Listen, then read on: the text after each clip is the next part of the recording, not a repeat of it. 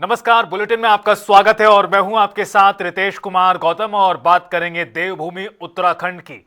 मुख्यमंत्री पुष्कर सिंह धामी खटीमा पहुंचे, जहां जनता और भाजपा कार्यकर्ताओं ने उनका भव्य स्वागत किया। उन्होंने 7 करोड़ 15 लाख की लागत से नवनिर्मित सीएसडी कैंटीन भवन का पूजा अर्चना के साथ लोकार्पण किया और पूर्व सैनिकों के लिए सुविधाओं का निरीक्षण भी किया। इसके बाद सेवा संकल्प फाउंडेशन द्वारा आयोजित सैनिक सम्मान समारोह में 60 वीरांगनाओं और 80 पूर्व सैनिकों को सम्मानित किया। मुख्यमंत्री पुष्कर सिंह धामी बोले कि बचपन में सैनिक पिता के साथ बनबसा कैंटीन जाते समय पूर्व सैनिकों की परेशानियां देखी, इसलिए खटीमा में सीएसडी कैंटीन और सैनिक मिलन केंद्र का निर्माण उनका सपना था, जो अब पूरा हुआ। देखिए, खटीमा में सैनिक जो सीएसडी कैंटीन है उसकी बहुत लंबे समय से मांग थी और यहाँ की जरूरत थी। और ये लगातार 2012 में जब मैं पहली बार विधानसभा का सदस्य निर्वाचित हुआ था, तब से इसको लगातार आगे बढ़ाया यहाँ की जनता की मांग पर। सभी लोगों ने बहुत समर्थन दिया।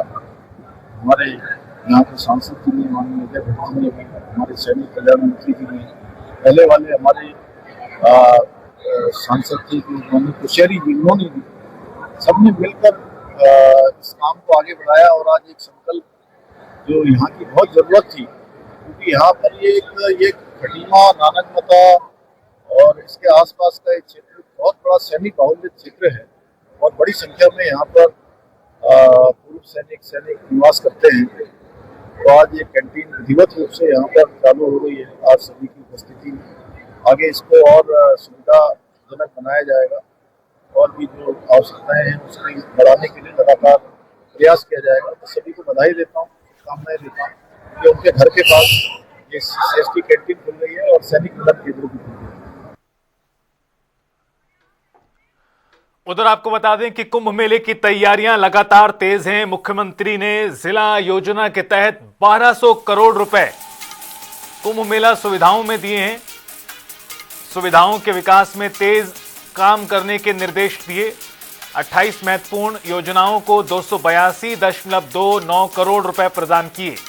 सभी जनपदों को 1018 करोड़ रुपए आवंटन किए गए।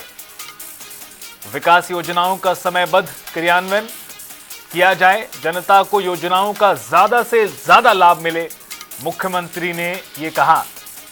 तो एक तरफ जहां कुंभ मेले की तैयारियों के मद्देनजर ये विकास कार्य के लिए निधि प्रदान की गई है, इसके अलावा भी विभिन्न जनपदों के लिए सैकड़ों करोड़ रुपए प्रदान किए गए हैं। सभी जनपदों को 1018.21 करोड़ रुपए का आवंटन किया है विकास योजनाओं के सिलसिले में।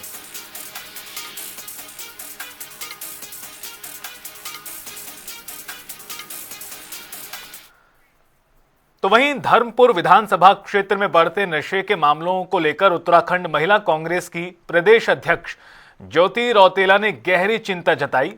उन्होंने इसे सिर्फ कानून व्यवस्था नहीं बल्कि समाज और आने वाली पीढ़ी के भविष्य के लिए भी बड़ा खतरा बताया। इस मुद्दे पर हमारे संवाददाता यशराज आनंद ने उनसे खास बातचीत की, दिखाते हैं आपको। महिला कांग्रेस प्रदेश अध्यक्ष के द्वारा नशा मुक्त उत्तराखंड बनाने का अभियान चलाया जा रहा है। इसी अभियान के तहत आज देहरादून में यदि बात करें तो ज्योति रौतेला के द्वारा एक अभियान शुरू किया गया। आइए बात करते हैं सबसे पहले धर्मपुर विधानसभा से ज्योति रौतेला ने यह अभियान शुरू किया और बात करते हैं। सबसे पहले जो आप ये नशा के विरुद्ध अभियान चला रहे, क्या है ये अभियान, इसके विषय आप बताएं। देखिए, अगर आप देखेंगे तो इस वक्त पूरे प्रदेश में, पूरे देश में नशा बहुत बड़ा एक प्रॉब्लम बन चुका है। आज की जो युवा पीढ़ी है वो नशे में वो नशा की तरफ इतनी झुक गई है, नशा इतनी आसानी से लोगों को मिल जा रहा है कि आज बच्चों का भविष्य बर्बाद हो रहा है। लगातार जो क्राइम बढ़ रहा है उसका कहीं ना कहीं एक कारण नशा है। नशा बहुत आसानी से उपलब्ध है इस प्रदेश में। देहरादून में, राजधानी देहरादून में अभी चुना भट्टा में 2 डेड बॉडियां मिली। एक अभी यहाँ पे विद्या विहार में एक युवा, उसने ओवरडोज का इंजेक्शन लगाया और वो उसकी हत्या, वो उसकी डेड बॉडी मिली नशे के ओवरडोज की वजह से। क्योंकि नशा यहाँ पे अवेलेबल है और उससे परिवार बर्बाद हो रहे हैं। इसलिए हम लोगों ने एक मुहिम छोड़ी है कि हम लोग नशे के खिलाफ लंबा काम करेंगे और अब जब तक नशे के लिए पुलिस प्रशासन सरकार सख्त नहीं होती तब तक हम इस मुहिम को कंटिन्यू चलाएंगे। ये मुहिम जो है आपकी कितने दिनों की मुहिम होगी और कहाँ कहाँ यह चलाया जाएगा? देखो, ये पूरे प्रदेश में चलाएंगे, खासतौर पर राजधानी देहरादून में चलेगी। ये दिनों में नहीं होंगे जब तक नशे को पूरी तरीके से जड़ से नहीं हटा दिया जाता, जब तक नशे के खिलाफ सख्त से सख्त कार्रवाई नहीं होती। हम खुद जगहों का नाम देने को तैयार है, हमको पता है कि कहाँ कहाँ ये बहुत अवेलेबल आसानी से हो रहा है। वहाँ पे सभी लोगों को एक साथ इसके लिए खड़ा होना पड़ेगा और जब तक सरकार इस पे काम नहीं करेगी, जब तक पुलिस प्रशासन सख्त नहीं होगा, तब तक हम इस मुहिम को लगातार चलाएंगे। प्रशासन और शासन तो लगातार कह रही है कि नशा मुक्त उत्तराखंड बनाया जा रहा है, उस दिशा में कदम भी आगे बढ़ाया गया। कांग्रेस क्या यहाँ सोचती है? नशा मुक्त अगर प्रदेश प्रशासन चलता है या प्रदेश में नशा मुक्त होता है तो रोज जो हत्याएं हो रही है, नशे के ओवरडोज की वजह से जो बच्चे मर रहे हैं, जितने आसानी से आज नशा इस प्रदेश में मिल रहा है वो नहीं होता है। सरकार रोज शराब की दुकानों का बढ़ावा दे रही है, शराब की दुकानों को खोल रही है, लेकिन नशे के खिलाफ कौन सी मुहिम है जो हो रही है? अगर नशे के खिलाफ सरकार की मुहिम काम आती तो जो हत्याएं हो रही है, जो क्राइम रेट बढ़ रहा है, वो नहीं होता। धर्मपुर में भी नशा का कारोबार काफी होता है, जैसा कि जानकारी हुई है।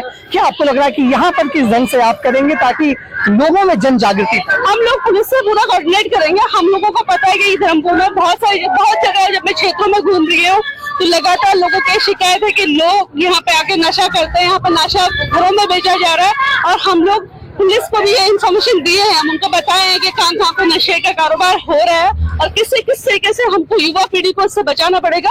उसके लिए हमको शासन के साथ मिलकर इस पर काम करना पड़ेगा। तो हमारे साथ ही महिला कांग्रेस प्रदेश अध्यक्ष ज्योति रौतेला, इन्होंने जो अभियान चलाया नशा मुक्त अभियान, इसके तहत आज वो धर्मपुर विधानसभा से उन्होंने अपने इस अभियान की शुरुआत की। अब देखना है कि इस नशा विरोधी अभियान के तहत कितनी कार्रवाई होती है और यह कितना आगे सफल होता है। कैमरा पर्सन अनूप भट्ट के साथ मैं यशराज आनंद, जनता टीवी, देहरादून। तो नशे के विरुद्ध ये यात्रा निकाली गई है और एक तरह से सवाल भी खड़े किए गए हैं। खबरों का सफर रहेगा जारी, लेकिन रुकेंगे यहां पर एक छोटे से ब्रेक के लिए।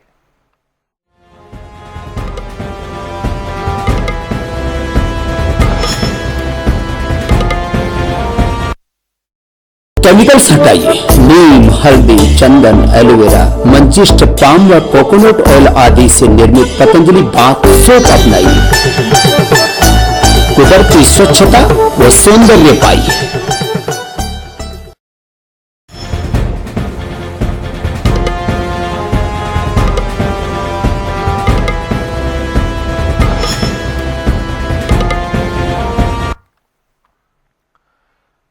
उत्तराखंड में 19 अप्रैल से शुरू हो रही चारधाम यात्रा से पहले सियासत गरमाई हुई है।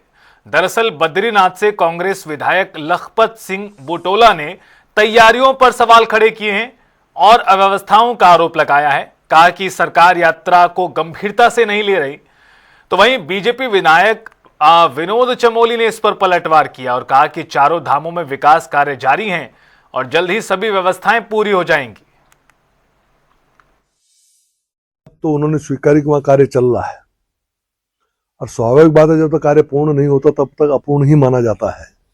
तभी वह कार्य प्रारंभ हुए हैं क्योंकि पूरा मास्टर प्लान बना हुआ है, उस पर काम चल रहा है। तो काम पूरा होने में समय तो लगेगा, उसकी निश्चित समयावधि होगी, उसके आधार पर ही काम आगे बढ़ेगा। तो लखपत बुटोला जी ने गलत नहीं कहा है, लेकिन उन्होंने गलत संदर्भ में कहा है। तो काम चल रहा है वहां पर, इन्होंने स्वीकारा है और हम काम कर रहे हैं।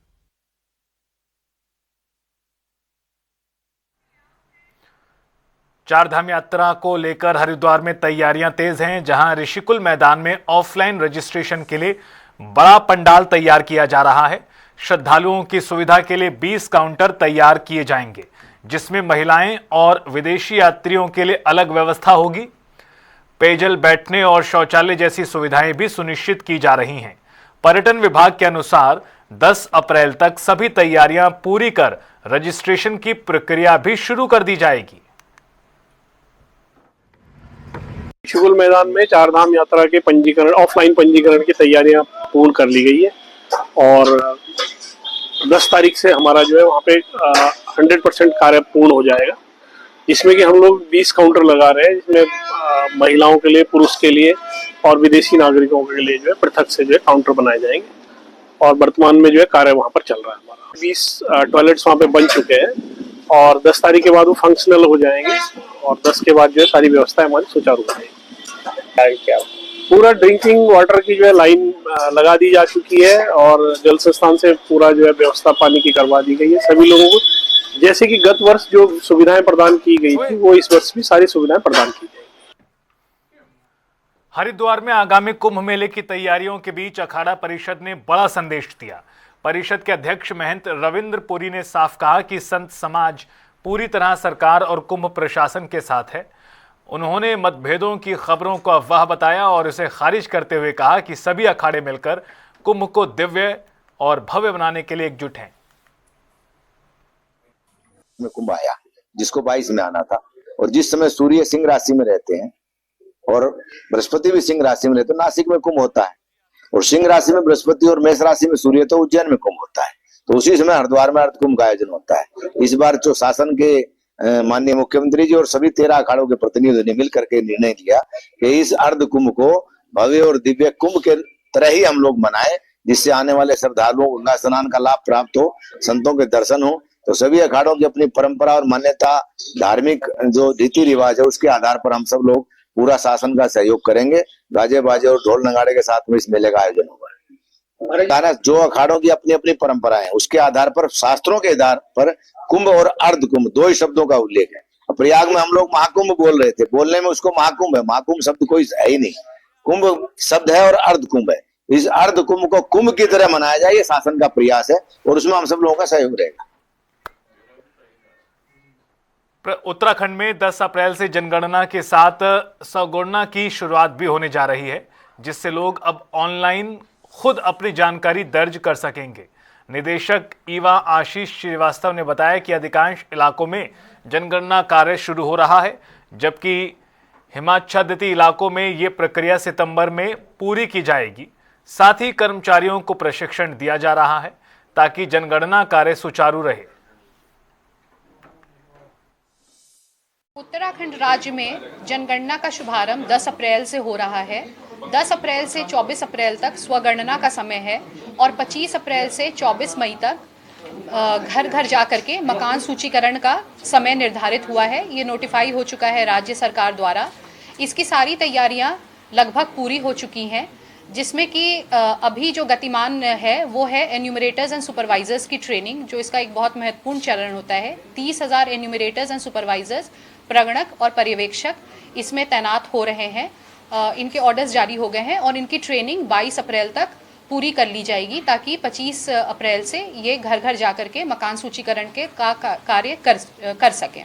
और सभी से मेरा जनरल पब्लिक से ये अनुरोध है कि स्वगणना ज़रूर करें। और हम लोगों का राज्य एक पर्वतीय राज्य है, यहाँ डिजिटल लिटरेसी कोने कोने में है, रिमोट एरियाज़ में भी है। ये एक मौका है हमें पूरे देश के पटल पर ये बात रखने का कि हमारा राज्य एक डिजिटल लिटरेसी वाला राज्य है। तो इसलिए मेरा अनुरोध है कि सभी लोग स्वगणना ज़रूर करें। रुकेंगे यहाँ पर एक ब्रेक के लिए, फौरन हाजिर होंगे।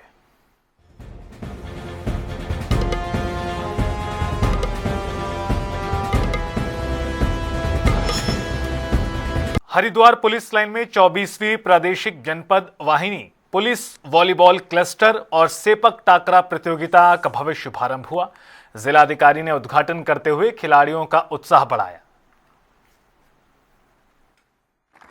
24वीं हमारी जो स्टेट वॉलीबॉल एक टूर्नामेंट यहाँ पर शुरू हुआ है, जिसमें कि 11 डिस्ट्रिक्ट से और 2 बटालियन की टीम पार्टिसिपेट कर रही है।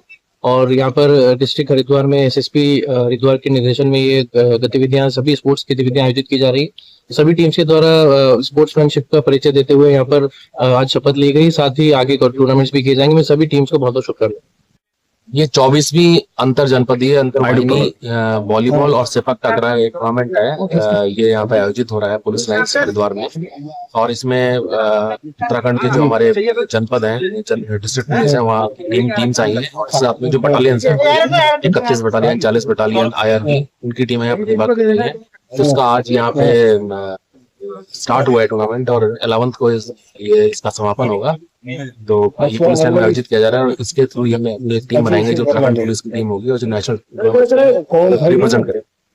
ये हमारा एनरोलमेंट है और इसमें स्पोर्ट्समैनशिप से पूरा उत्साह है। एक हमारी ऑफिस रिक्रूटमेंट में ट्रेनिंग ले रहे हैं, पूरा उत्साह का माहौल है।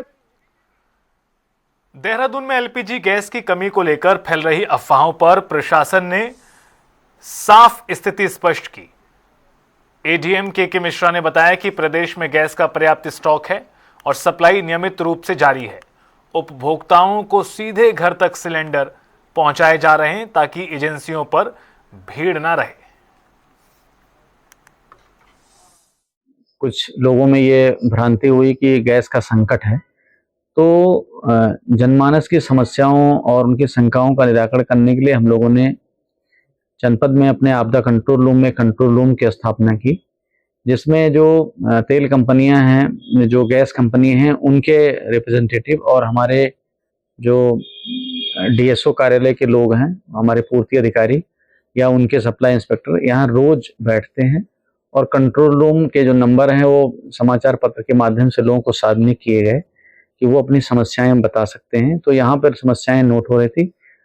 अब एक हफ्ता 10 दिन पहले तो ये समस्याएं 100 से अधिक थी, 100 से कम थी। अभी फिलहाल 10-12 लोग आ रहे हैं, जिनमें अधिकांश ये है कि उनकी गैस बुकिंग नहीं हो रही थी। चूंकि लोगों में भ्रांति इस बात की फैल गई कि गैस का संकट है, तो इसलिए अधिकतम लोग बुकिंग करने लग गए, लेकिन धीरे धीरे स्थिति वो सब नियंत्रण में है। और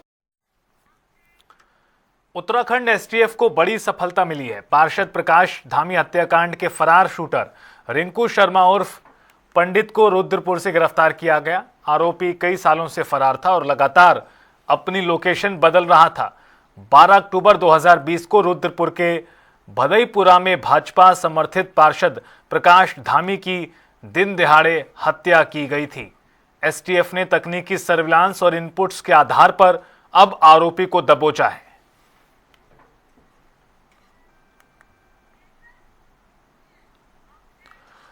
हरिद्वार पुलिस ने ऑपरेशन प्रहार के तहत बड़ी कार्रवाई की और ज्वालापुर कोतवाली से एक बांग्लादेशी महिला को गिरफ्तार किया। उसके कब्जे से फर्जी पासपोर्ट, आधार, पैन और ड्राइवर लाइसेंस भी बरामद किया गया। फर्जी दस्तावेज बनाने में मदद करने वाले आरोपी को भी हिरासत में लिया है। दोनों के खिलाफ मामला दर्ज कर लिया है। जैसा कि मुख्यालय के आदेश पे ऑपरेशन प्रहार 1 माह का जो चल रहा है, इसमें सत्यापन की कार्रवाई भी चल रही है। तो इसमें एक सूचना ये आई थी कि एक महिला जो है, जो मूलतः बांग्लादेश मूल की है और यहाँ पे नाम बदल कर रह रही है एक व्यक्ति के साथ में। तो जब इसकी जानकारी की गई तो ये जो महिला है यहाँ पे स्वीटी नाम से रह रही थी वैष्णवी एनक्लेव में, और इसके साथ एक व्यक्ति है श्याम दास, उसके साथ ये रह रही थी यहाँ पे। और वास्तव में खुमीला बांग्लादेश की और इसका असल नाम सलेहा बेगम है। और जब इनकी सर्च की गई तो इनकी कस्टडी से एक बांग्लादेश का पासपोर्ट और वहाँ का नेशनल आईडी कार्ड भी मिला। और इसमें जो केस रजिस्टर हुआ है, क्योंकि इसी महिला ने इंडियन पासपोर्ट भी हासिल किया और वो जो है कूट रचित दस्तावेजों के माध्यम से उसको प्राप्त किया। और ये दस्तावेज बनाने में श्याम दास ने इसकी मदद करी, जो मूलतः बिलासपुर छत्तीसगढ़ का रहने वाला है। इसमें इनके पास से आधार कार्ड, पैन कार्ड और ड्राइविंग लाइसेंस और मैरिज सर्टिफिकेट ये इन्होंने यहाँ जनरेट किए थे, और इसी आधार पर इन्होंने इंडियन पासपोर्ट भी हासिल किया, और जो कि एक तरीके से पूर्णतः गलत है। तो इस संबंध में रामनगर में तेज बारिश से खेतों की फसल बर्बाद हो गई है, जिससे किसानों को गंभीर आर्थिक संकट का सामना करना पड़ रहा है। इस मुद्दे को लेकर कांग्रेस कार्यकर्ताओं ने तहसील मुख्यालय पर प्रदर्शन कर सरकार से तुरंत मुआवजा देने की मांग की। पूर्व विधायक रणजीत सिंह रावत और स्थानीय नेताओं ने प्रभावित किसानों की मदद के लिए प्रशासन से आग्रह किया है।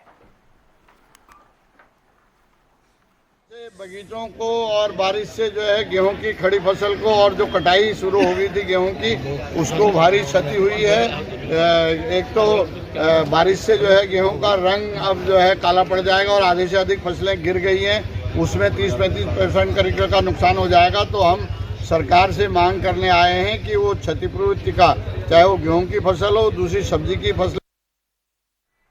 भारतीय किसान यूनियन तोमर के सैकड़ों किसान आज रामनगर डिवीजन में ऊर्जा निगम के खिलाफ मोर्चा खोलने पहुंचे। उन्होंने अधिशासी अभियंता अनूप सैनी का घेराव कर नारेबाजी की और ज्ञापन सौंपा। बाकी तोमर के युवा प्रदेश अध्यक्ष सुमित उपाध्याय ने आरोप लगाया कि इकबालपुर रोड स्थित उनकी कंपनी में बिना सूचना के पुराना मीटर बदलकर नया स्मार्ट मीटर लगा दिया गया। ये जो जिसमें कि बिजली विभाग के सारे ही पद, एक दो अधिकारी छोड़ के सारे ही पदाधिकारी टोटल बिजली विभाग में भ्रष्ट बैठे हुए हैं। किसी को 10 लाख का नोटिस, किसी को 5 लाख का नोटिस, किसी को 3 लाख का नोटिस। ये किसान एक तो ऊपर वाले की मार और एक बिजली विभाग की मार सबसे ज्यादा है। पूरा भ्रष्ट चल रहा है, लोगों से पैसे की उगाही करी जा रही है। बिजली विभाग पहले अपने प्राइवेट लड़के भेजता है। ये पहले भी हमने मुख्यमंत्री को भी सूचित करा था, जो किसानों के ट्यूबवेल है उसकी बिजली फ्री करी है, क्यों किसान बहुत परेशान है। अब का जो फसल सारी मर गई किसान की, कोई फसल नहीं हुई, गन्ना भी बिल्कुल खत्म है, तो उस पर भी कोई एक्शन नहीं हुआ। यहाँ जो ये बिजली वाले बहुत भ्रष्ट है और इनके कनेक्शन काट दिए गए हैं। ये वैसे ही अब आपदा की मारे हुए हैं। इनके पास पैसा कुछ जो मिल तो छापा इसलिए मार रहे हैं कि पैसा नहीं जमा हो रहा। पैसा कैसे जमा हो जब मिल पैसा नहीं दे रहा, बकाया भी पैसा नहीं। और फिलहाल इस बुलेटिन में इतना ही। आप देखते रहिए